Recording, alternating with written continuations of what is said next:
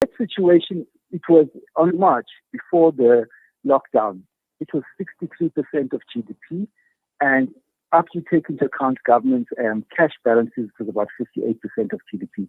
Now, that was not high by international standards. The world average is about 83%, and upper middle income emerging markets like Brazil, India, Pakistan, the ones that are like us, they had much higher debt to GDP ratios. So what I'm trying to say is that after this crisis, the last 7-8 months, every country will have exactly the same shock as us.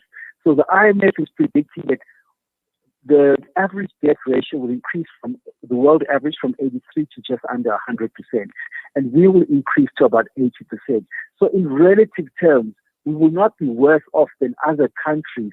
So when investors are looking to invest in, government debt throughout the world, they'll be looking, should we go into South Africa? Should we go into Brazil?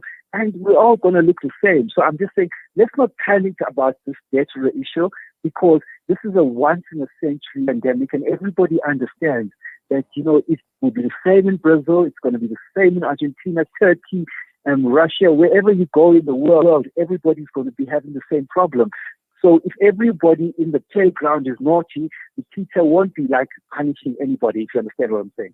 Yeah. Yes. Now, also, Duma, when one looks at the response from the government and from Treasury in particular, we are obviously looking for positives to try and minimize the impact or the possible impact that this downgrade would actually have. And we are talking of number of issues, looking at things like trying to still promote investments. And we saw with the investment conference that had taken place last week, where the president announced well over 100 billion rands. And, there's a long-term plan to secure at least about 1.5 trillion in South Africa, in the South African economy.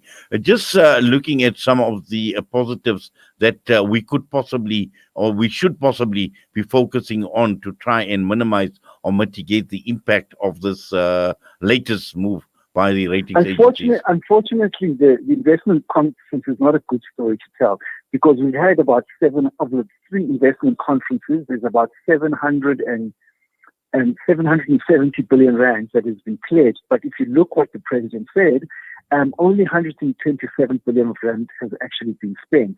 And if you look at, in line with the collapse of the economy, the average pledges collapsed by about 2/3. So it is not a success. And what we should be focusing, nobody can invest in a collapsing economy. And the president should understand that.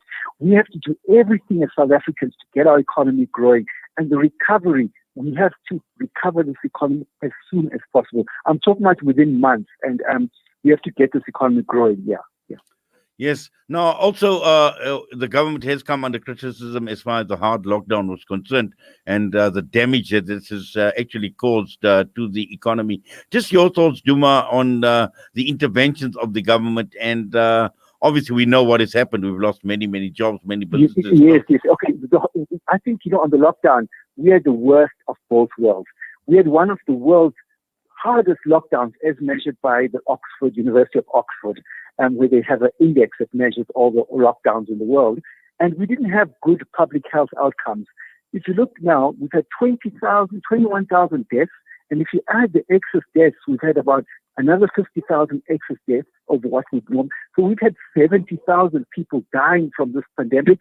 So the collapse of the economy did not result in an improved public health outcomes. And if you look, we should actually be looking to Asia, East Asia particularly, and China, to see how countries have handled this pandemic. There are no second waves in South Korea, in these countries like that, because they found a template because of their previous experience with pandemics. But we in South Africa, we only listen to what happens in Europe and the United States, where there have been disastrous responses to this crisis. I would appeal to all South Africans to start learning what is happening. How did South Korea manage to contain the virus? Why are there no second waves in South Korea? How did Vietnam, Cambodia, Laos, Taiwan, and all these countries do? And unfortunately, we are just so focused on what is happening in the Western countries, and it is a complete disaster in the Western countries. Yeah.